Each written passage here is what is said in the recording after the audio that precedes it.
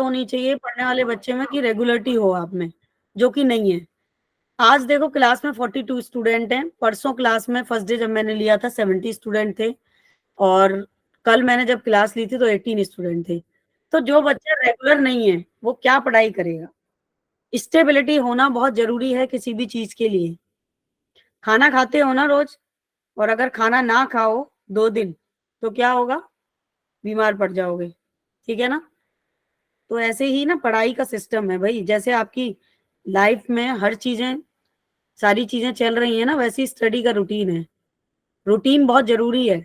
Topic weak है किसी का, समझ नहीं आ रहा, ये कोई बहुत बड़ा बात नहीं है। लेकिन जिस बच्चे के अंदर रेगुलरिटी नहीं है, रिवीजन करने की, ठीक है, क्षमता नहीं है, जो प्रैक्टिस नहीं करना चाहता है, उस बच्चे के साथ प्रॉब्लम होती है हमेशा।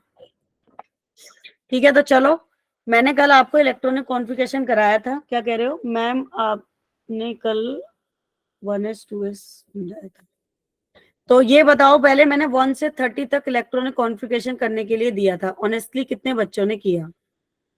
मैम आपने कल मैंने कर लिया। वाली कॉन्फ़िगरेशन करा दी थी क्या?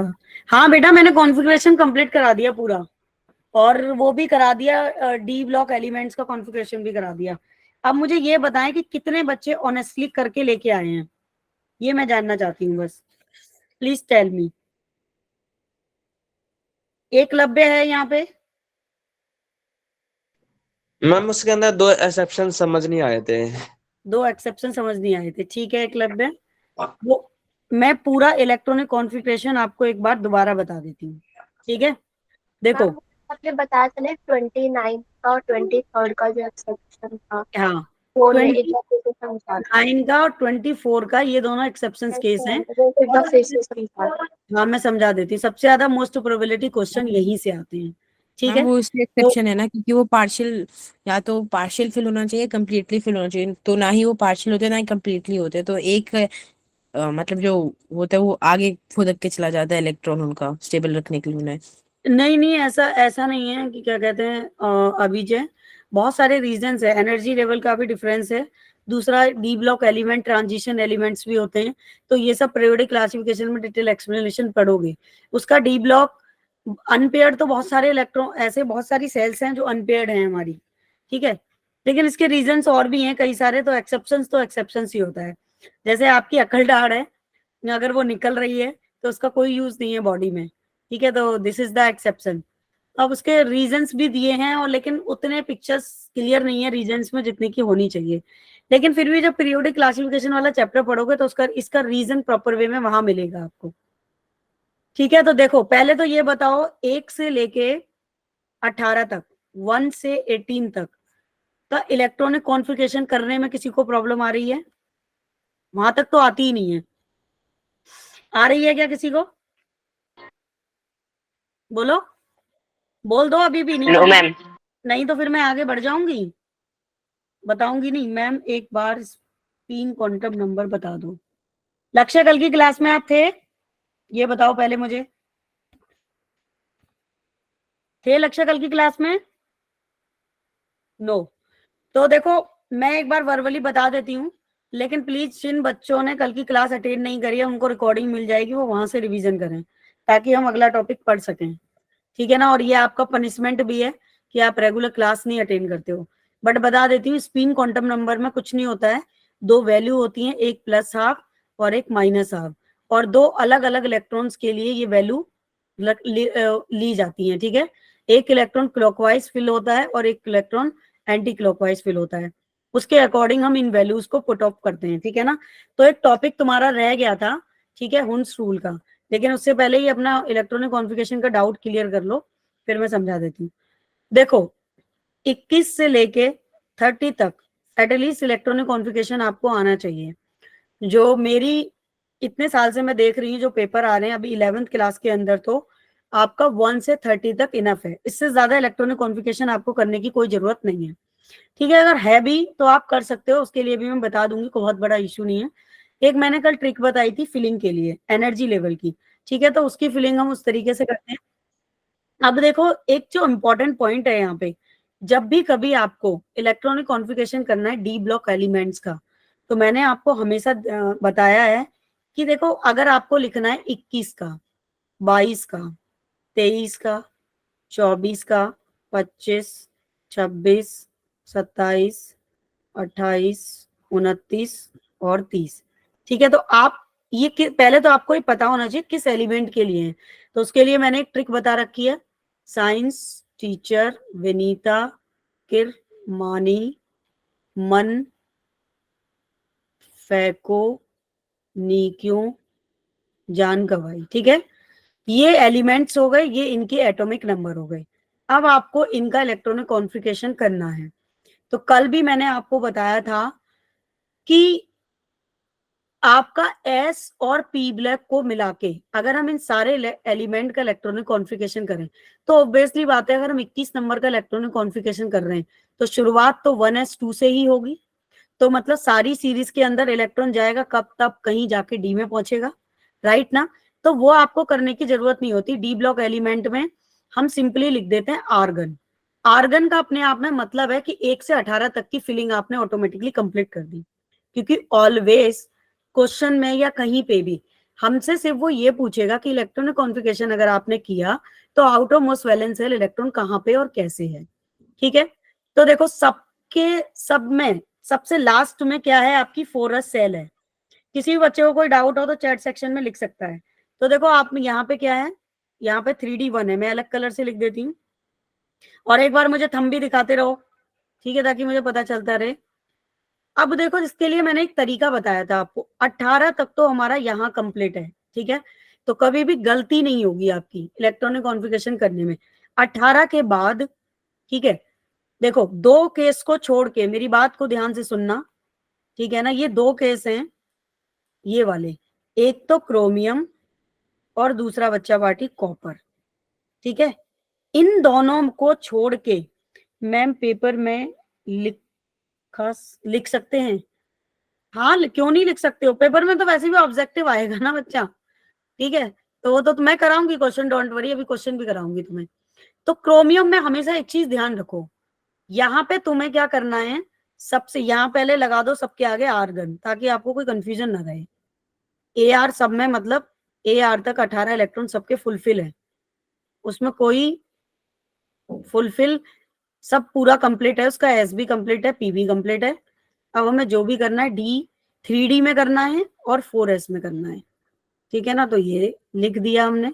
बुक में भी आपको कुछ इसी तरीके का, मैम अगर आज कैल्शियम नहीं लिख सकते, नहीं वो तो डिपेंड करता है ना बेटा, क्यों नहीं लिख सकते, सबका लिख सकते हो, दे तो किसी का भी सकता है ना। लेकिन कैल्शियम के करने में कोई दिक्कत नहीं है ना। कैल्शियम का एटॉमिक नंबर कितना होता है, 20 होता है।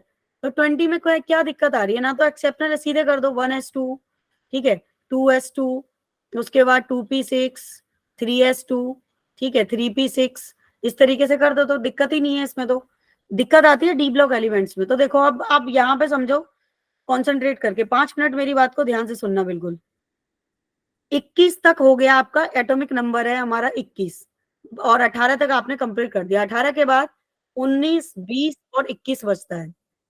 तो देखो सबसे पहले जो इलेक्ट्रॉन होता है वो 4s2 में जाता है, ठीक है ना, अकॉर्डिंग टू n+l रूल। अब n+l रूल क्या है भाई, ये भी सुन लो। l की वैल्यू n पे डिपेंड करती है। क्वांटम नंबर में हम l की वैल्यू पढ़ के आए हैं। l की वैल्यू क्या होती है, 0, 1, 2, 3 ये होती है। s के लिए, p के लिए, 2 के लिए और 3 के लिए। तो n की वैल्यू कितनी है, 1 ले सकते हो, 1 से शुरू होती है, ठीक है ना। लेकिन क्वांटम नंबर की बात नहीं कर रहे, n+l रूल एनर्जी लेवल है जो इलेक्ट्रॉन की फिलिंग करता है। तो यहाँ देखो तुम, सबसे पहले सबसे लो एनर्जी में इलेक्ट्रॉन जा रहा है 1s में, फिर 2s में, फिर 2p में, फिर 3p में, गॉट इट। तो आपका बचा पार्टी 18 इलेक्ट्रॉन आपने रख लिए, तो डी की energy level compare to s ज्यादा है, तो पहले इलेक्ट्रॉन जाएगा 2 में। अब देखो तुम्हारे पास 18 हो गए, 2 इलेक्ट्रॉन इसमें आ गए, 18 के बाद 19 और 20, तो यहाँ कितना आएगा, ओनली 1 आएगा, ठीक है। अब तुम सब में ऐसे ही कर दो, ठीक है। सबका डी कंप्लीट रहेगा एक्सेप्शंस को छोड़ के, एक्सेप्शंस केस को छोड़ के सबका एस फुलफिल रहेगा डी ब्लॉक के एलिमेंट्स में। और ये सीरीज कौन सी है हमारी, 3D1, ध्यान रखना।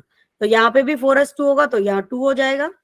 अब इसका लिखा हमने, तो यहाँ 3 हो जाएगा, यहाँ 4s2 हो जाएगा। अपने आप काउंट कर सकते हो, 18, 19, 20, 21, 18, 19, 20, 21, 22, ठीक है, 18, 19, 20, 21, 22, 23, अब आ गया 24। अब देखो यहाँ पे, यहाँ मैं अलग कलर से लिख दे रही हूँ, यहाँ ध्यान रखना आप, इसमें कभी भी गलती नहीं होगी, 4s में हमेशा 1 रहेगा। और सेम एयर कॉपर के केस में, बाकी सब में देखो, सब में 2 है, फुलफिल है सबका एस, लेकिन यहाँ दोनों के एस फुलफिल नहीं है, क्योंकि यहाँ इलेक्ट्रॉन पहले डी में जा रहा है, ठीक है ना। तो देखो अब तुम्हारे पास बचा कितना, 5, क्योंकि हमें 24 करना है, 18 है, 18, 19, 20, 21, 22, 23 और 24। अब फिर से आगे वैसे ही चलेगा system, 3d6, 4s2, 3d7, 4s2, 3d8, 4s2, उसके बाद 3d9, 4s2, तो यहाँ क्या आ जाएगा 3d10। अब इसके बाद यहाँ पे सेम एयर, ठीक है, कितना होना चाहिए यहाँ पे, 1 मिनट, 1, 2, 3, 4, 5, 6, 7, 8, 9, 10, ठीक है, समझ में आ रहा है कि आप लोगों को। अब देखो 25 है, 18, 19, 20, 21, 22, 23, 24, 25, 26, तो यहाँ 5 आएगा, सॉरी, हाँ वही मैं कह रही थी, गलती हो गई है। तो बच्चा पार्टी बस आपको क्या ध्यान रखना है, एक्सेप्शन में ध्यान रखना है, 4s में 1 होता है, बाकी जो बचे जाए इलेक्ट्रॉन, भाई 18 के बाद एक यहाँ आ गया 19, बाकी जो बच जाए वो इसमें डाल दो, यहाँ आएगा 5, यहाँ 6, यहाँ 7, यहाँ 8, यहाँ 9 और यहाँ 10। समझ में आ गया सबको? एक बार जल्दी से सब रेज योर हैंड कर दो। गुड, ठीक है, तो कोई कंफ्यूजन क्रिएट होना ही नहीं चाहिए, सिंपल सा कॉन्सेप्ट है। अब इसकी पिक्चर ना और अच्छे से क्लियर कब होगी, जब हम इससे रिलेटेड इलेक्ट्रॉनिक कॉन्फ़िगरेशन करेंगे। अब तुमसे देखो एक क्वेश्चन और भी पूछा जाता है कि अनपेयर्ड इलेक्ट्रॉन किसमें कितने हैं, तो देखो बच्चा पार्टी, इसके 4s में तो कोई अनपेयर्ड इलेक्ट्रॉन नहीं है। कभी कभी क्वेश्चन सीधे पूछेगा सिलिकॉन का अनपेयर्ड इलेक्ट्रॉन क्या है, जैसे सबसे ज्यादा मैं स्टार कर देती हूँ कौन से टॉपिक पूछे जाते हैं। देखो, एक तो मैग्नीज पूछा जाता है, ये तो प्रायोरिटी ऑर्डर पे है ही है आपके, ठीक है। उसके बाद आपका iron, most priority order, cobalt, ठीक है, जिंक, ये वाले बीच वाले जो एलिमेंट है ना, क्रोमियम से लेकर कॉपर तक, सबसे ज्यादा इन्हीं से क्वेश्चन आता है। सिलिकॉन, टाइटेनियम, वेनेडियम, जिंक बहुत कम केस में पूछे जाते हैं। तो आपको क्या करना है, इनका ये ध्यान रखना है, ठीक है ना। अब देखो मैम नेक्स्ट, सीयू में क्या दिक्कत है, सीयू एक्सेप्शन क्यों है? क्या बेटा? मैम कॉपर एक्सेप्शन क्यों है? बेटा एक्सेप्शंस है, कॉपर और क्रोमियम दोनों ही एक्सेप्शंस हैं। इसका देखो यहाँ पे तो इलेक्ट्रॉनिक कॉन्फ़िगरेशन उसने बताया कि इस तरीके से करना है, इसका रीजन है energy level, transition element, substrate element, और एक और रीजन है कि डी ब्लॉक के एलिमेंट है ना, वेरिएबल ऑक्सीडेशन स्टेट रखते हैं। वेरिएबल ऑक्सीडेशन स्टेट का क्या मतलब होता है कि एक इलेक्ट्रॉन एक्साइट आपका ग्राउंड स्टेट पर है, जब उसको एक एक्स्ट्रा अदर सोर्स से एनर्जी दी जाती है तो वो इलेक्ट्रॉन अपना जंप कर देता है नेक्स्ट ऑर्बिट में, नेक्स्ट सबसेल में, ठीक है ना।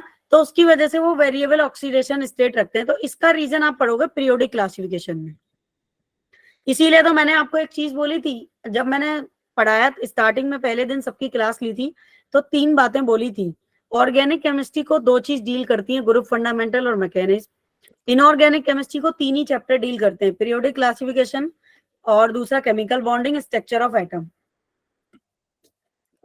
और मोल, ठीक है। तो फिलहाल आपसे रीजन कहीं नहीं पूछा जाएगा, रीजन अगर इनके पूछे जाते हैं तो वो पीरियोडिक क्लासिफिकेशन में आएगा, बस इलेक्ट्रॉनिक कॉन्फ़िगरेशन पूछा जाता है तो वो आपको पता होना चाहिए, ठीक है। अब देखो बच्चा पार्टी, एक और बात, कभी कभी वो क्या करता है, मैम आपने कॉपर की कॉन्फ़िगरेशन गलत लिखा है। क्यों बेटा, सही तो लिखा है। देखो यहाँ 1 है, अच्छा 10 आएगा ना, हाँ एक इलेक्ट्रोकल में, तो कोई नहीं, उसको तो कर लो, नंबरिंग में गलत कर दिया है मैंने। अब देखो वो कभी कभी क्या करता है ना, प्लस माइनस चार्ज दे देता है। तो मान लो कॉपर पे उसने, तो वो क्रोमियम पे ही उसने तुम्हें +1 चार्ज दे दिया, तो +1 चार्ज दे दिया तो एक इलेक्ट्रॉन कम हो जाएगा। तो फिर आप इसका इलेक्ट्रॉनिक कॉन्फ़िगरेशन कहाँ तक करोगे, सिर्फ 3d5 तक करोगे।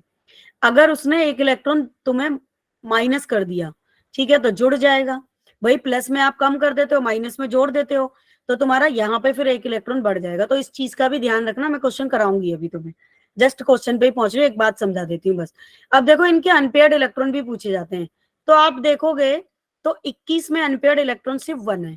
अब अनपेयर्ड इलेक्ट्रॉन को पढ़ने से पहले हम एक बार हुंड्स रूल पढ़ लेते हैं, ठीक है। यहाँ देखो, एक साइंटिस्ट थे हुंड्स, ठीक है। इन्होंने बताया था अपने एक्सप्लेनेशन में कि अकॉर्डिंग टू हुंड्स रूल हमारा जो इलेक्ट्रॉन का डिस्ट्रीब्यूशन होता है वो अपोजिट फेस में होता है, एक क्लॉकवाइज और एक एंटी क्लॉकवाइज, ठीक है। अपोजिट स्पिन में इलेक्ट्रॉन रहता है, कभी भी सेम स्पिन में इलेक्ट्रॉन नहीं रह सकता किसी भी ऑर्बिट में या किसी भी सबसेल्स में, ठीक है। तो हम ये कह सकते हैं इन डीजनरेटेड, ये उन साइंटिस्ट ने बताया था, मतलब साइंटिस्ट नहीं थे, रूल था इनका। आप वाउ रूल है जैसे, ऐसे ही हुंस रूल है, ऐसे ही एक पाउली एक्सक्लूजन भी पढ़ोगे आप, ऑर्बिटल्स, ठीक है। मतलब इन्होंने क्या किया, इन डीजनरेटेड ऑर्बिटल्स, ऑर्बिटल्स को डीजनरेट किया, ठीक है, एनर्जी की फॉर्म में, like that of equal energy. बहुत कुछ पढ़ना बाकी है, बाकी सब सीखोगे उसमें केमिकल बॉन्डिंग में। अब देखो मान लो तुम्हारे पास डी ब्लॉक का है, कॉपर का ही तुमने रखा यहाँ पे, तो कॉपर का मतलब स्कैंडियम का हमारे पास है 3D1 और 4s2। तो अब आप इसकी सबसेल्स बना दो। मैंने आपको पढ़ाया था लास्ट लेक्चर में, लिखवाया भी था कि इसके कितने होंगे, 5, ठीक है। तो अब एक ही इलेक्ट्रॉन है भाई, तो वो इलेक्ट्रॉन यहाँ आ जाएगा। हुंस रूल क्या कहता है, इलेक्ट्रॉन हमेशा क्लॉकवाइज एंटी क्लॉकवाइज होता है। मान लो कहीं पे 6 इलेक्ट्रॉन है, मैम ये एनसीईआरटी में है क्या, हाँ बेटा एनसीईआरटी में है ये, ठीक है।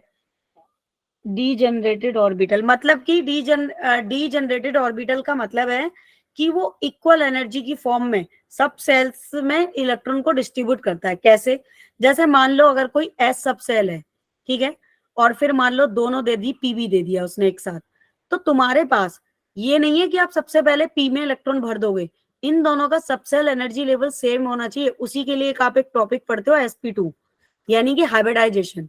तो वो हाइब्रिडाइजेशन अभी आप पढ़ोगे आगे केमिकल बॉन्डिंग में। तो ये एनर्जी लेवल का डीजनरेशन करता है ऑर्बिट्स का। तो पहले इलेक्ट्रॉन इसमें जाएगा according to rules, Hund's rule, फिर जाएगा इसके अंदर पी में। आप ऐसा नहीं कर सकते कि आप एस के इलेक्ट्रॉन और पी के, मान लो आपके पास 4 ही इलेक्ट्रॉन है तो तुमने चारों इलेक्ट्रॉन से पी में भर दिया, दिस इज द रॉन्ग, ठीक है। तो इक्वल एनर्जी सब सेल्स के डिस्ट्रीब्यूशन के हिसाब से इलेक्ट्रॉन जाता है।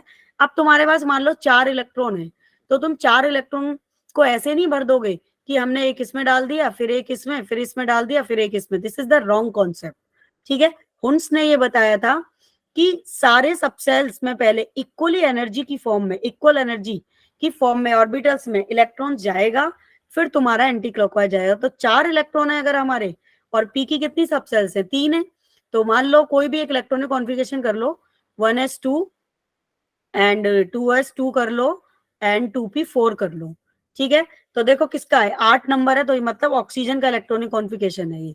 अब तुम्हें इसका डिस्ट्रीब्यूशन करना है, तो देखो कैसे करोगे, पहले इलेक्ट्रॉन जाएगा एस सबसेल्स को भरोगे, तो 2 इलेक्ट्रॉन है तो भाई एक क्लॉकवाइज हो गया और एक एंटी क्लॉकवाइज हो गया, तो ये हो गया 1s। अब दूसरा इलेक्ट्रॉन तुमने भरा, मैम अगर एलिमेंट पर चार्ज हो, तो एलिमेंट पे अगर चार्ज होगा तो इलेक्ट्रॉन कम हो जाएगा, तो फिर इसका इलेक्ट्रॉनिक कॉन्फ़िगरेशन भी चेंज हो जाएगा। तो वो क्वेश्चन भी मैं करा दूंगी, सारे डाउट क्लियर कर दूंगी, डोंट वरी अबाउट इट, क्योंकि बहुत बहुत टॉपिक है ये, ठीक है ना बच्चा।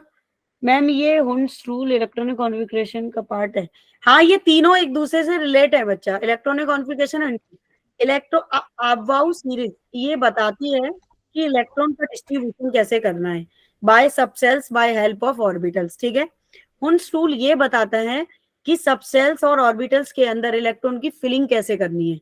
पाउली एक्सक्लूजन ये बताता है कि क्वांटम्स नंबर को, अगर हम चारों क्वांटम नंबर को सेम रखें तो क्या ये पॉसिबल है, इलेक्ट्रॉन ज्यादा रहेंगे। हाँ, वो एटॉमिक नंबर के ऊपर डिपेंड करेगा बच्चा, किसका कितना एटॉमिक नंबर है, ठीक है, ज्यादा हो या कम हो वो उसके हिसाब से करेगा। अब देखो सारे क्वेश्चन तुम्हारे क्वेश्चन करने के बाद धीरे धीरे क्लियर होंगे एक साथ। मैम एक डाउट है मैम, है मैम एक डाउट है हाँ बोलो।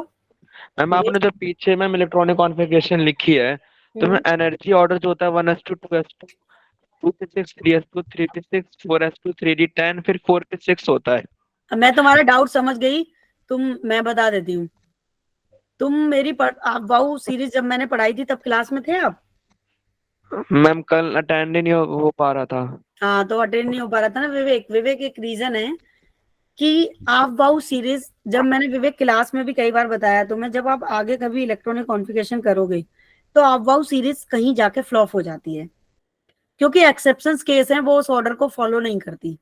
ठीक है, मैंने ये बात बताई थी आपको। फिर फॉलो क्या करता है, फिर सही क्या है, तो आप याद करो विवेक, मैंने आपको एक इलेक्ट्रॉनिक कॉन्फ़िगरेशन बताया था, NS2 NP1 NS2 NP1 NP2, और ऐसे ही सबका इलेक्ट्रॉनिक कॉन्फ़िगरेशन होता है। वो होता है general electronic configuration of according to periodic classification. और ये जो इलेक्ट्रॉनिक कॉन्फ़िगरेशन कर रहे हैं हम किसके अकॉर्डिंग कर रहे हैं?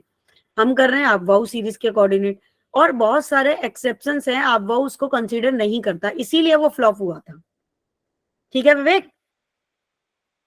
Okay ma'am. हाँ, तो ये रीजंस है, तो मतलब एक्सेप्शंस ना आपको याद रखने पड़ेंगे, इसीलिए तो एक्सेप्शंस हैं। सीरीज देखी है कोटा?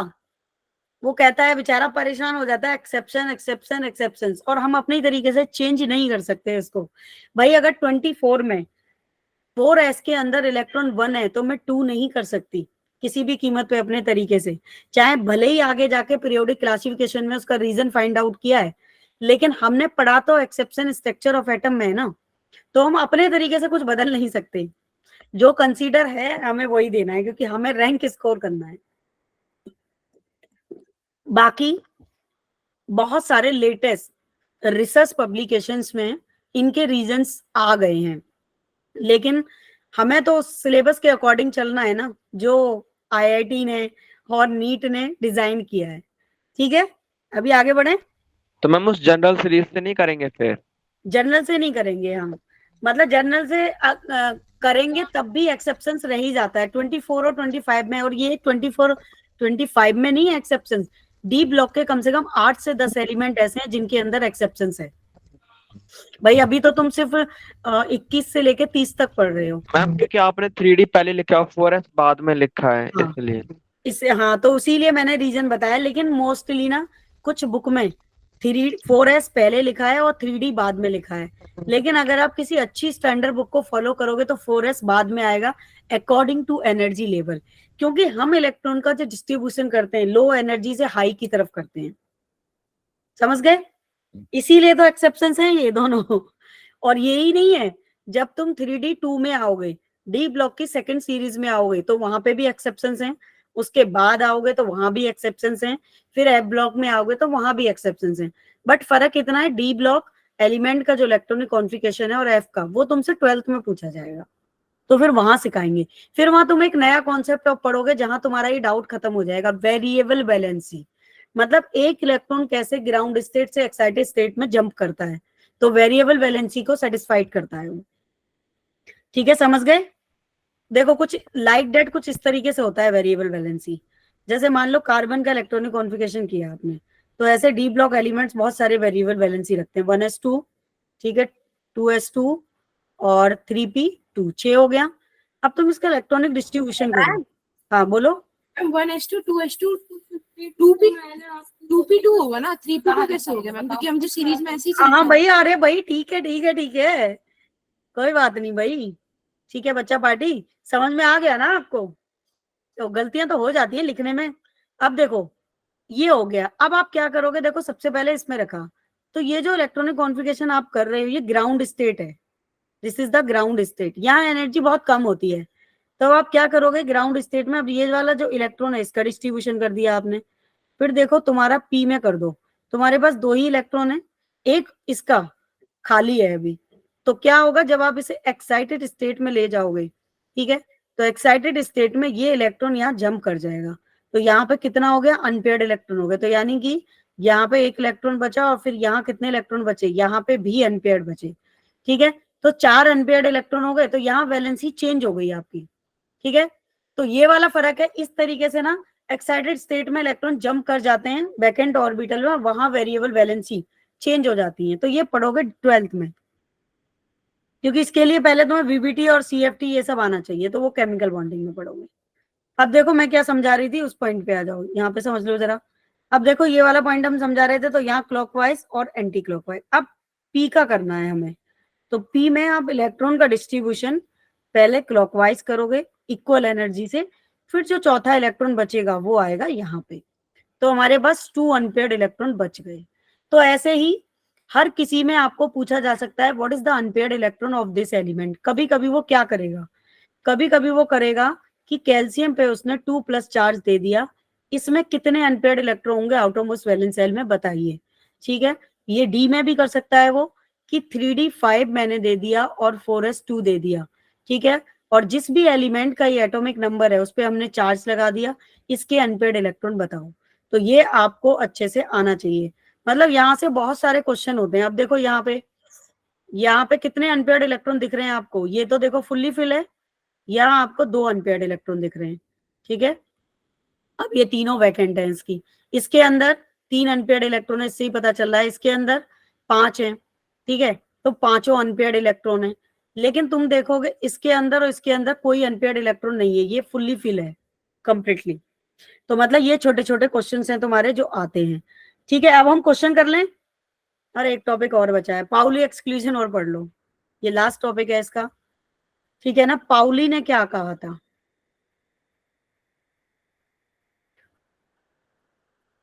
कोई कुछ कह रहा है। पाउली एक्सक्लूजन देखो बच्चा पार्टी ये कहता है कि 2 electron can have all the 4 quantums number not same. कहने का मतलब ये है, एक बात बताओ, क्या हमारी चारों क्वांटम नंबर की वैल्यू किसी भी इलेक्ट्रॉन या एलिमेंट के लिए सेम हो सकती हैं? बताओ, सेम हो सकती हैं क्या? कभी नहीं हो सकती। क्यों नहीं हो सकती? देखो, एक बार को एल की वैल्यू सेम हो सकती है, एम की वैल्यू भी सेम हो सकती है। ठीक है ना, एन की वैल्यू ठीक है अलग होगी, लेकिन आपकी कभी भी अगर मान लो किसी भी केस में जस्ट लाइक एग्जांपल ये तीनों वैल्यू सेम हो गई, ठीक है, लेकिन कभी एस की वैल्यू सेम नहीं होगी, क्योंकि एस में कैसे आता है, एक प्लस और एक माइनस, तो कभी भी सेम हो सकती है क्या? तो पाउली एक्सक्लूजन ने ये बताया था कि कभी भी किसी भी क्वांटम नंबर की 4 वैल्यू सेम नहीं हो सकती है। ये इतना सा था सिर्फ पाउली एक्सक्लूजन। ठीक है, अब आप क्वेश्चन करोगे तो आपको ज्यादा अच्छा लगेगा। ठीक है, तो मैं आपको क्वेश्चन दे रही हूँ, ये करिए आप। जैसे कि एक क्वेश्चन है, इस क्वेश्चन का आंसर दो, क्योंकि अब तो इलेक्ट्रॉनिक कॉन्फ़िगरेशन भी सीख चुके हो आप। आजकल मैं थोड़ा सा प्रॉब्लम में चल रही हूँ तो क्वेश्चन लिख नहीं पा रही हूँ, तो लिख लेते हैं। द ग्राउंड स्टेट, जेई में आया है ये क्वेश्चन। ठीक है, नीट का भी कराऊंगी अभी, एक जेई का कर लेते हैं पहले। द ग्राउंड स्टेट, देखते कौन आंसर देगा इसका। इसके बहुत सारे क्वेश्चन आपको प्रैक्टिस करने आने चाहिए। इलेक्ट्रॉनिक कॉन्फ़िगरेशन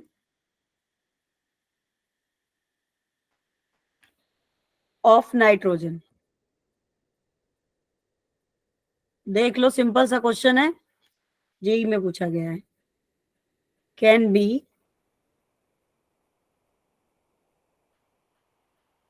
रिप्रेजेंटेड बाय, ठीक है, ऑप्शन देख लो इसके। ए ऑप्शन उसने दिया है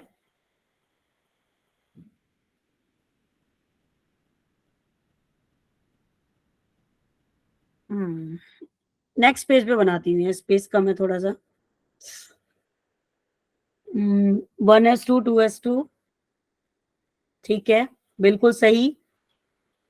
विवेक तुमने आंसर दे दिया है, यू आर राइट। ठीक है, लेकिन देख लो उसने किस तरीके से दिया है, उसने इस फॉर्म में दिया है। तो अब आपको क्वेश्चन वो कैसे भी दे सकता है, आपको रिप्रेजेंटेशन आइडेंटिफाइड करना है। A option, B option. Ma'am ये किसका है मैम? पहला वाला तो नाइट्रोजन का है। हाँ, मैं पहले पूरा लिख दूं, तब तक आप दिमाग लगाओ क्वेश्चन में क्या कह रहा है वो। क्वेश्चन क्या था मैम? मैं एक्चुअली लीव आउट हो गई। कोई नहीं, अभी मैं दिखाती हूँ क्वेश्चन। ऑप्शन लिख दूं पहले?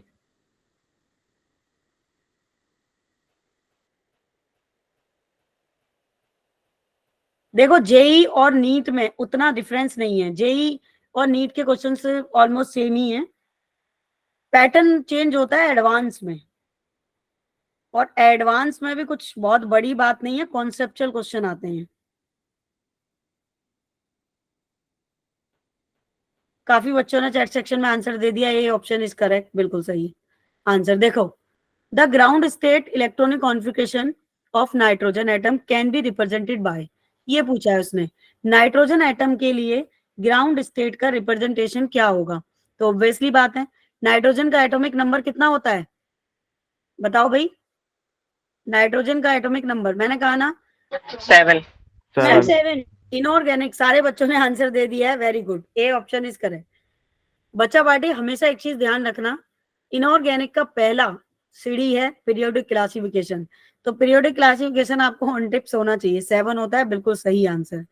तो देखो 7 के हिसाब से इलेक्ट्रॉनिक कॉन्फ़िगरेशन ग्राउंड का क्या होगा, 1s2 2s2, उसके बाद का वो भी तो निकालेंगे, इन दोनों को मल्टीप्लाई निकालेंगे। ठीक है, तो देखो अब 2p3 में ऑब्वियसली बात है अनपेयर्ड इलेक्ट्रॉन होंगे, ठीक है, s ये हो गया 1s और ये हो गया 2s, दोनों का फिल होगा, तो answer is correct this. JEE में आया हुआ क्वेश्चन है, मैम डी गूगल पे, ऑप्शन में क्या दिक्कत है? गूगल पे जाके भी चेक कर सकते हो। स्पिन चेंज हो रहा है, देखो जरा बदल रहा है कि नहीं, मैम बी नहीं, डी डी। डी ऑप्शन में, अच्छा यहाँ पे लो, अभी डिफरेंस हो गया, यस ठीक मैम। है। अब देखो एक और क्वेश्चन, एक और काफी अच्छा क्वेश्चन है, अब ये क्वांटम नंबर से है, ठीक है ना, तो ये वाला क्वेश्चन भी करके मुझे बताओ जरा क्या होगा आंसर इसका।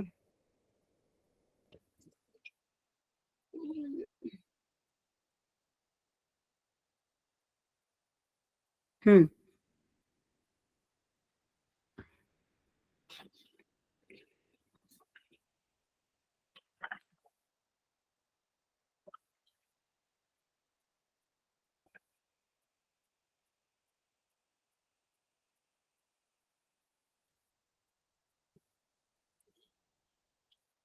चलो तो मैं बुक से कराती हूँ क्वेश्चन, आईआईटी की से, काफी अच्छा क्वेश्चन है, लेटेस्ट आया है जेई में, बताना इसका आंसर। क्वांटम नंबर का क्वेश्चन है, ठीक है। गिव द नेम, लेकिन ये क्वेश्चन वही बच्चा कर पाएगा जिसने कल परसों की क्लास ली है। Give the name magnetic quantum number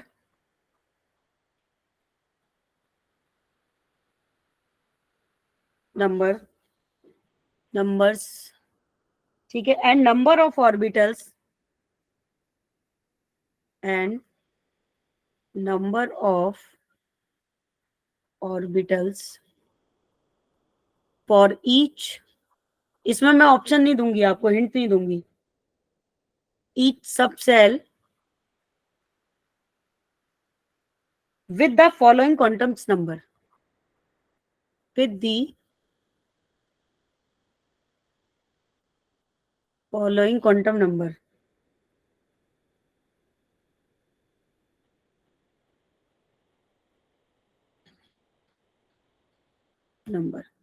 ठीक है, दिया हुआ है उसने, एक equal to n is equal to 3, l equal to 2, ठीक है।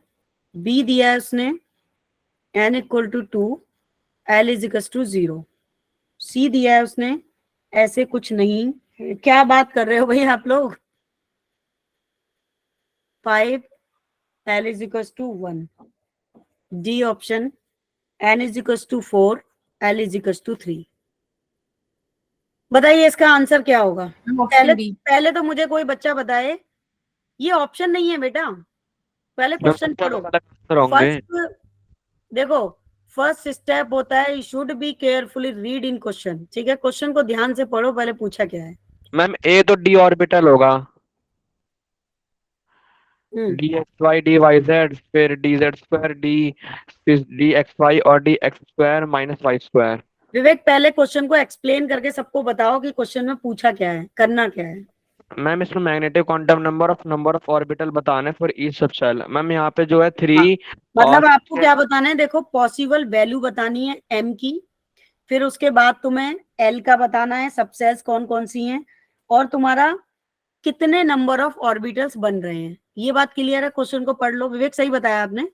Give the name magnetic quantums number and number of orbitals for each subshell with the following quantum number. ये वैल्यूज जो दी हैं तुम्हें, इनके लिए तुम्हें ऑर्बिटल बताना है, सबसेल्स बताना है, ठीक है, और टोटल नंबर ऑफ ऑर्बिटल कितने होंगे, और पॉसिबल वैल्यू बतानी है मैग्नेटिक क्वांटम्स नंबर की। Got it? इतनी बात समझ में आई सबको? तो सबसे पहले यहाँ लिख लो, n की वैल्यू कितनी दी है उसने? 3। l की वैल्यू कितनी दी है? 2। तो इसके लिए सबसेल्स क्या, सबसेल्स लेवल क्या होगा? फिर इसके लिए पॉसिबल वैल्यू क्या होंगी? किसकी? m की, और यहाँ टोटल ऑर्बिटल्स।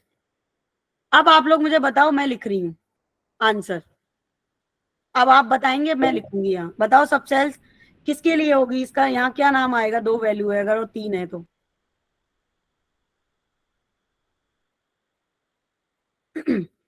बोलो भाई। Ma'am 3D।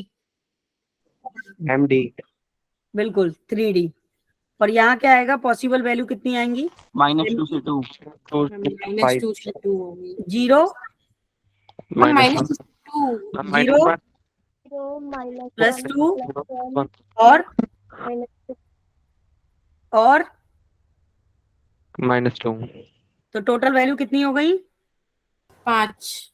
5। अगले क्वेश्चन के लिए कितना दिया है बी में? 2। N 2 और यहाँ कितना दिया है? 0। बताओ क्या हो जाएगा? 2s ma'am 2s। 2s। Possible value 0 0 0। Ma'am. Subshell 1। 1। Sorry ठीक है, ये क्वेश्चन जेई में आया हुआ है। अब तो हो जाएगा ना? आगे का कर लोगे? Yes ma'am. चलो जी, वेरी मैम। गुड। ठीक है, तो अब एक अगले क्वेश्चन का आंसर दो आप। ये तो कर लोगे अब। अब एक नीट का क्वेश्चन करा देती हूँ, वरना मेरे नीट वाले बच्चे नाराज हो जाएंगे। दोनों बच्चे हैं तो दोनों का पैरेलल होना चाहिए। ये देखो क्वेश्चन 2016-17 में आया है नीट में।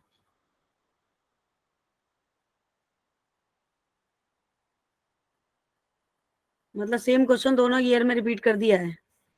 लिखिए, आई होप, उम्मीद करूंगी इसका आंसर करेक्ट आएगा। How many electrons,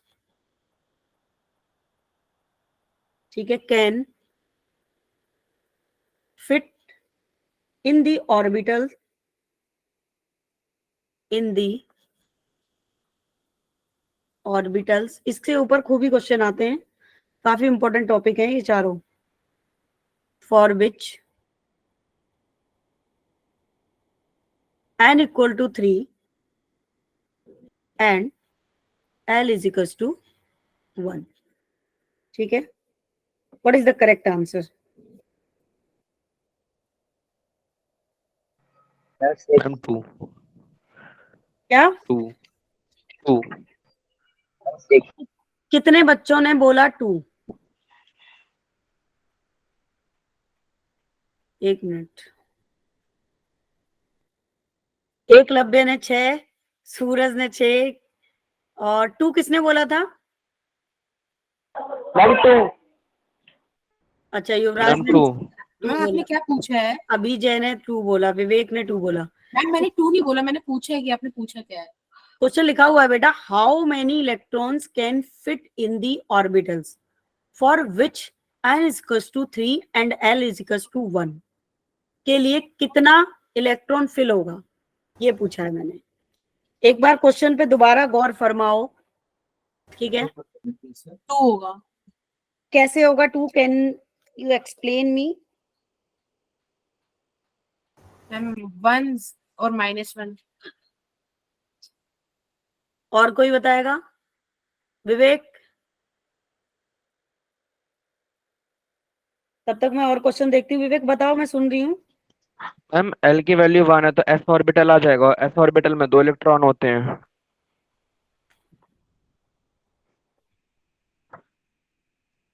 ma'am sorry ma'am, p होगा 3p 6 होना चाहिए मैम आंसर। कितना होना चाहिए? 6 क्योंकि हम L की वैल्यू 0 तो s हो जाएगा मैम 3p 6। हाँ 6 है आंसर। Answer is 6 correct. और जिनका नहीं हुआ है ना, बहुत इजी क्वेश्चन है, प्लीज दिमाग लगाना इस क्वेश्चन में, ठीक है। मैं बोल दिया, आंसर देते समय याद आया। कोई बात नहीं, कोई बात नहीं। ये ऑप्शन में दे रखा है, ऑप्शन मैंने जानबूझ के नहीं लिखा, और यहाँ मैंने कंफ्यूज करने के लिए लिखा था दो, कि कौन बच्चा अपनी बात पे क्या कहते हैं, अपने स्टेटमेंट पे, ठीक है ना, स्टेबल रहता है। ठीक है, अब भी मैं ऑप्शन लिख देती हूँ इसके। 6 answer is the correct answer. सोचना कैसे, थिंक अबाउट। ए ऑप्शन उसने दिया है इसमें 2, ऑप्शन बी दिया है उसने 6, ऑप्शन सी दिया है उसने 10, ऑप्शन डी दिया है उसने 14। ठीक है, अगला क्वेश्चन। 6 कैसे हुआ आंसर इसका? यही तो तुम्हें समझना है, समझो इसे, सोचो, करना। ठीक है, बहुत इजी है, थोड़ा सा दिमाग लगाओगे तो हो जाएगा, नहीं होगा तो मैं बता दूंगी फिर। और कोई नहीं बताएगा, विवेक वगैरह, जिसको समझ आ गया वो भी एक्सप्लेन नहीं करेगा। जिनका नहीं हुआ है वो थोड़ा सा दिमाग लगाओ, इससे ज्यादा इजी क्वेश्चन ही नहीं है कोई। मैंने एक बात पहले ही बोली थी, जिस बच्चे ने कल की परसों की क्लास ध्यान से करी है वो इस क्वेश्चन को सबसे पहले कर देगा। चलो अगला क्वेश्चन और है, नीट का है ये भी, 2009 में आया है। कल मैंने एक फॉर्मूला कराया था, इससे ज्यादा इजी रद्दड़ वाहियात क्वेश्चन नहीं होगा कोई, लेकिन आया है तो करेंगे वही। ठीक है, 2009 में आया है ये, और उसके बाद भी 2 बार रिपीट हुआ है। ठीक है, मैक्सिमम नंबर ऑफ इलेक्ट्रॉन्स, मैंने कहा ना नंबर ऑफ इलेक्ट्रॉन। देखो भाई, आप लोगों को रैंकर बनना है, ज्यादा डीप तुम्हें आपको थ्योरी में घुसने की जरूरत नहीं है, चाहे वो बच्चा जेई का है चाहे नीट का है। जितना मैंने बता दिया उतना कर लोगे ना, तो ये मेरी गारंटी है ना, आपका जेई का क्वेश्चन गलत होगा ना नीट का। थोड़ा डीप तुम्हें घुसना है, तुम्हें एडवांस के लिए बस। ऑफ एन एटम, कल एक एडवांस का क्वेश्चन भी कराएंगे, कल तो क्लास नहीं है, परसों। ठीक है, of an atom is determine. इसके ऑप्शन नहीं लिखूंगी, पहले देखती हूँ कौन कितना दिमाग चलाता है। जिस बच्चे ने परसों की क्लास की है वो इसका आंसर तुरंत दे देगा। बाय दी फॉलोइंग, बताइए।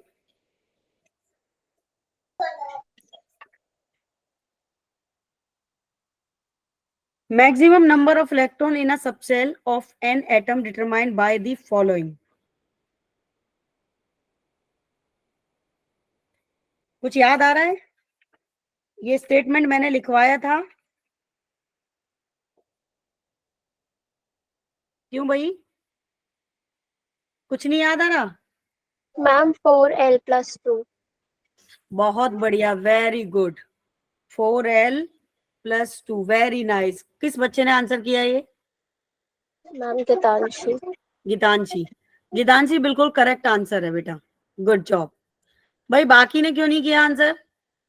मैं ऑप्शन लिख देती हूँ अब। ए ऑप्शन तो यही था, क्योंकि बाकी ने 2 क्लास ध्यान से पढ़ी ही नहीं। गीतांशी मालूम है, एक फॉर्मूला लिखवाया था मैंने, यस मैम। उसी से करना था बस इसको। तो भैया देखो, एक सीधी सी बात है बच्चा पार्टी, समझने के बाद टॉपिक को याद रखना, इट्स अ बिग टास्क। अगर आप टॉपिक याद रख पाए तो दुनिया का कोई क्वेश्चन गलत नहीं होगा तुमसे। और मैं ये बात हमेशा बोलती हूँ, चाहे 10 क्वेश्चन करो, लेकिन 10 क्वेश्चन डिफरेंट पैटर्न के करो, और वो तुम्हें कॉन्सेप्ट याद रहना चाहिए। This is the important things. ठीक है, ये मैक्सिमम इलेक्ट्रॉन निकालने का फॉर्मूला है 2n²। एक मैंने n² बताया था और एक 2n² भी होता है। अब आधे बच्चों को पिक्चर समझ नहीं आई कि ये 4l+2 कैसे हो गया। नहीं, कुछ बच्चों ने लिखा है, सागर ने भी लिखा है, very good Sagar. Twist the orbital, Suraj ने भी ठीक किया, एकलव्य ने ठीक किया, वेरी गुड एकलव्य। ये चैट मैंने अभी देखा है, गीतांशी ने तो कर ही दिया, गुड। बाकी बच्चों को समझ में आया कि नहीं आया, या ऊपर से उड़ गया? इससे ज्यादा वाहियात क्वेश्चन नहीं था कोई।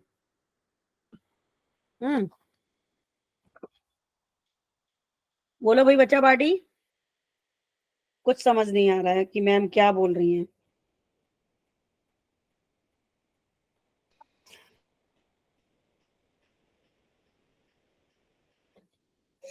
देखो नीट में तो काफी इजी इजी क्वेश्चन आए हैं।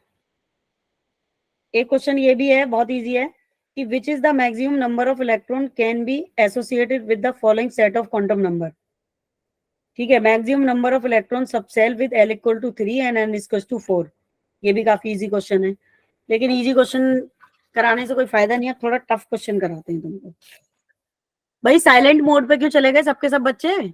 बाकी बच्चे भी बताएं, ये कुछ समझ में आया कि नहीं, 4L+2 कैसे हो गया?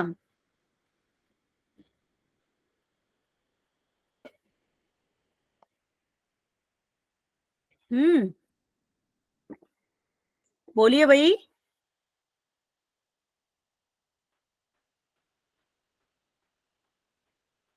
इस क्लास में बहुत सारे बच्चे हैं, तो प्लीज आंसर मी।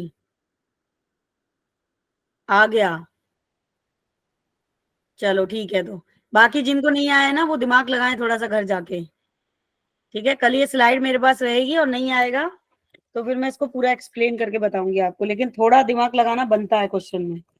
अगला क्वेश्चन करिए। अब एक क्वेश्चन कराते हैं इलेक्ट्रॉनिक कॉन्फ़िगरेशन के ऊपर। क्वांटम नंबर के ऊपर भी नहीं किया ना हमने क्वेश्चन।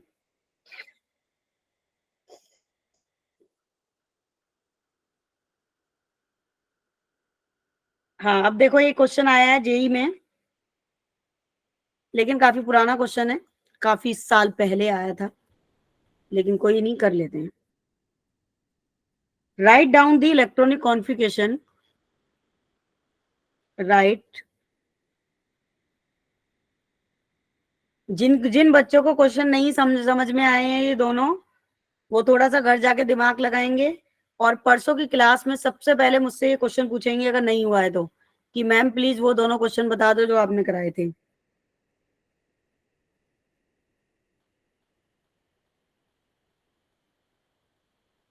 Of following ions.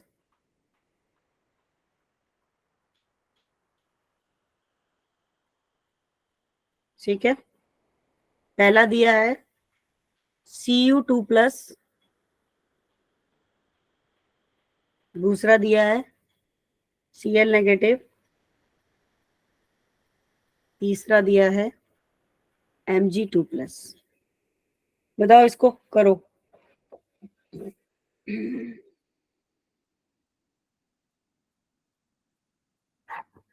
इसको सॉल्व करो, तब तक मैं नेक्स्ट क्वेश्चन भी लिख देती हूँ फटाफट।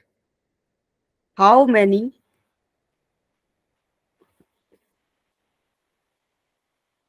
अनपेयर्ड, आप लोग यहाँ करते रहो, मैं कम से कम 6 से 7 क्वेश्चन आपको दे रही हूँ करने के लिए, घर से कर लेना।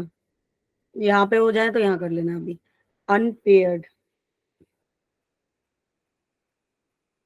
Electron are present. अरे आप लोग हो क्लास में भाई, कुछ तो हाँ नो तो बोल दो। सो गए क्या सब? बोल के बता दो, बोल के बोलो मैम नहीं सोए। मैम हो गया। हो गया, करते रहो क्वेश्चन, मैं और भी दे रही हूँ। एक और question, next question. Right the 4 quantum number, 4 quantum number of the outermost 2 electron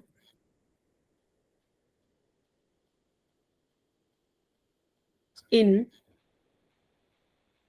the atom, in the atom of calcium। ठीक है, ये है तुम्हारा ए पार्ट इस क्वेश्चन में। कुछ थ्योरी के सब्जेक्टिव क्वेश्चन दे रही हूँ, लेकिन क्वेश्चन बहुत अच्छे हैं। राइट दी 4 क्वांटम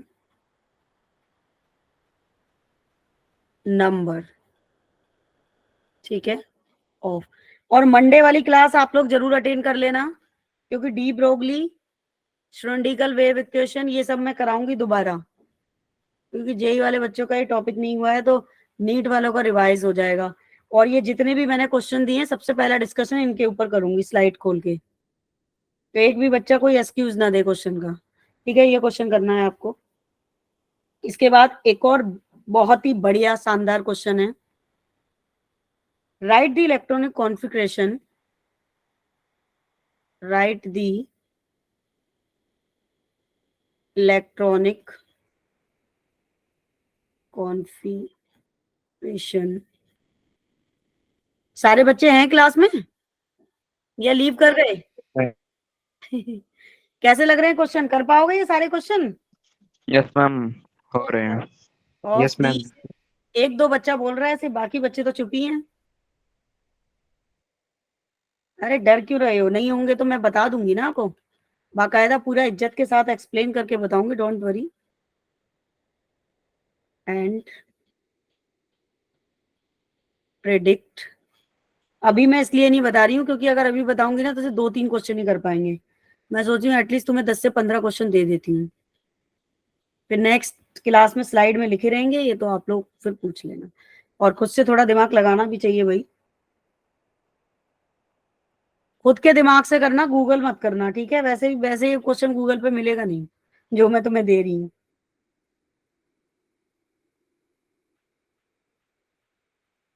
पैटर्न मिल सकता है, सेम क्वेश्चन नहीं मिलेगा। नंबर ऑफ फील्ड दूसरा है इसमें, ठीक है, वो पहला था, number of field orbitals and third number of half filled orbitals,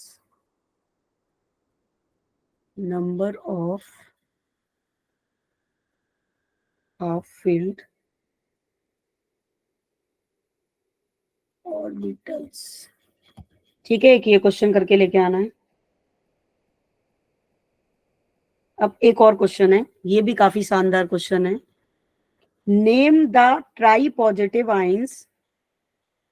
मैं सारे पैटर्न दिखा रही हूँ आपको कि आपके जेई और नीट में किस किस पैटर्न के क्वेश्चन आ सकते हैं। Try positive ion which is represented by the configuration,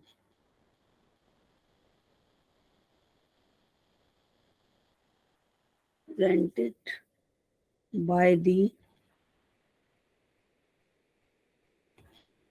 configuration, ठीक है। एक ये क्वेश्चन करना है आपको।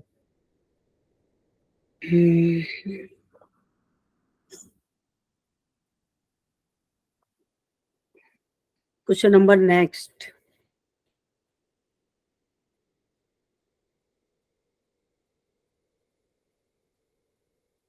to which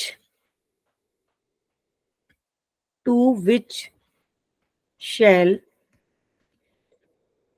the F subcell first appear, ठीक है। ये करके लेके आना है आपको नेक्स्ट क्वेश्चन। इसके बाद next, give orbital angular momentum of the following, ठीक है। 3s 4p और 3d का बताना है। नेक्स्ट क्वेश्चन, कर लोगे ना इतने सारे क्वेश्चन? क्या करना है घर पे बैठ के? क्यों भाई?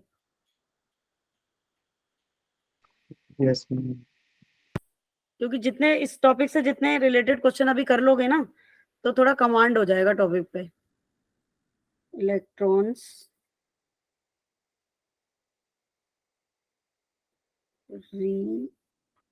represented by the following sets of quantum number in decreasing order of energy.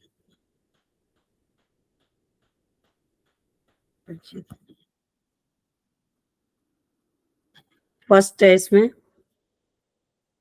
क्या लिख रहे हो बेटा? मैम मैथ भी करा नहीं है। मैथ भी करा नहीं है मतलब क्या कहना चाह रहे हो भाई?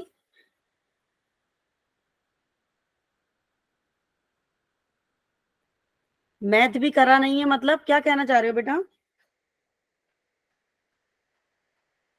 मुंह से बोल के बताओ, मैं समझ नहीं पाई क्या बोल रहे हो आप।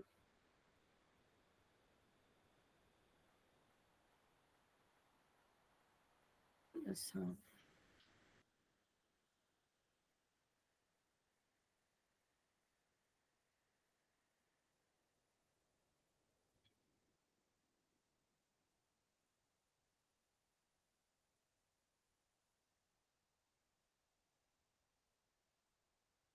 ms is equals to minus half n equal to 3, n is equals to 3, l is equals to 2, l is equals to 0, m equal to 0, ये e नीचे लगा हुआ है 0, ms plus half minus half। हो जाएगा ये क्वेश्चन?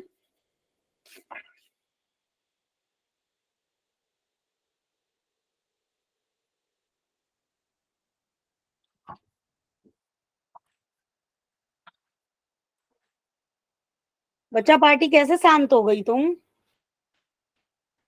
भाई?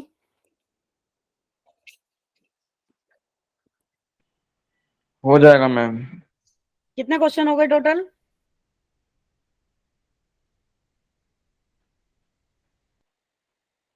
Total question बताओ कितने हो गए?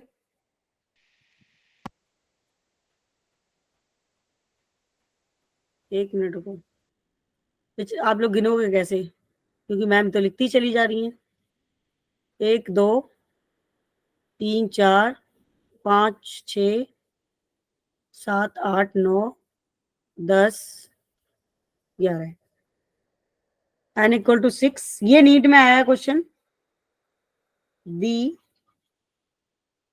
Correct sequence for filling of electron. Time होता ना तो मैं ही करा देती अभी ये सारे क्वेश्चन, लेकिन आप ट्राई कर लेना, मैं बता दूंगी इनको। जिसमें देखो ये ऑप्शन है NS n-1d n2 f np। ये वाला क्वेश्चन कुछ समझ में आ रहा है? Yes ma'am. Good. np n-1 d, option C ns np 1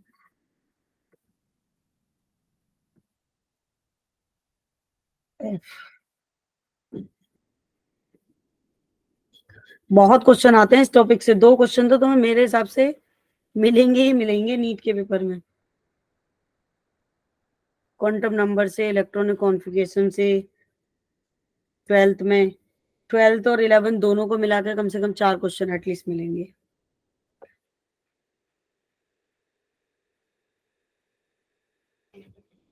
एक लास्ट क्वेश्चन और बस,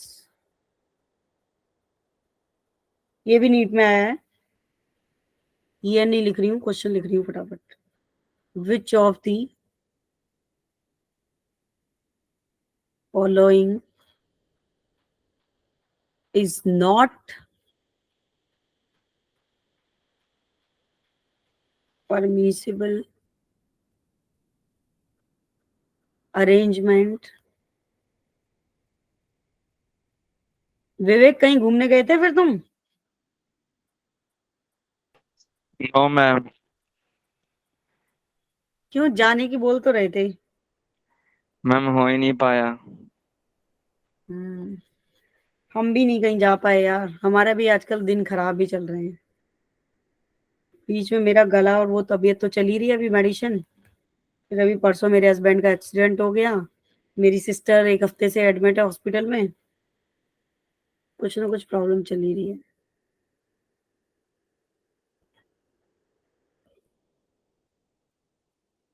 कोई नहीं, आप लोग सिलेक्शन ले लो फिर घूमना।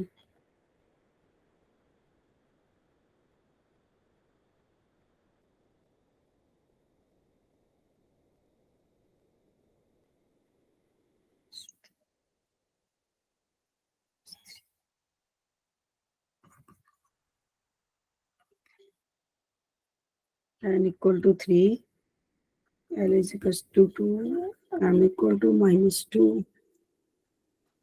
s is equals to -half। ठीक है, ये क्वेश्चन आपको करके लेके आने हैं।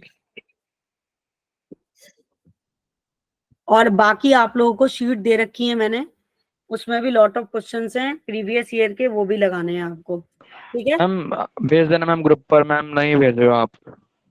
मतलब मैम अपने नीट वाले ग्रुप पे नहीं भेजा, हमारे ग्रुप पे। क्या नहीं भेजा? शीट मैम जो आप बोल रहे हो अभी।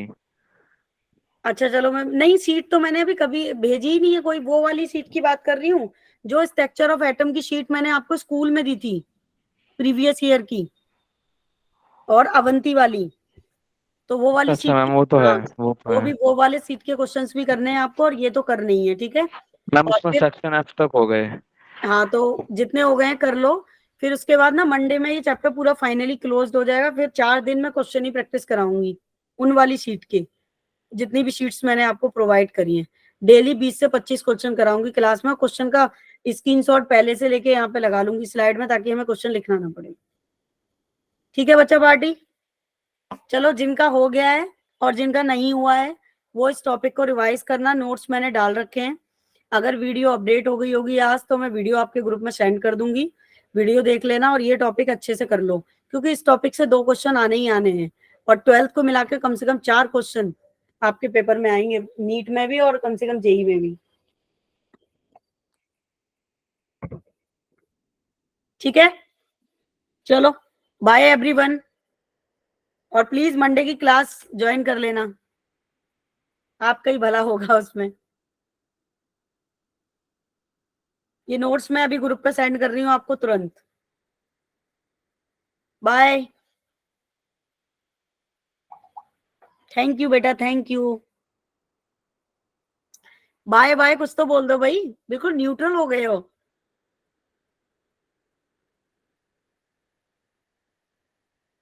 रिकॉर्डिंग स्टॉप कर देते हैं।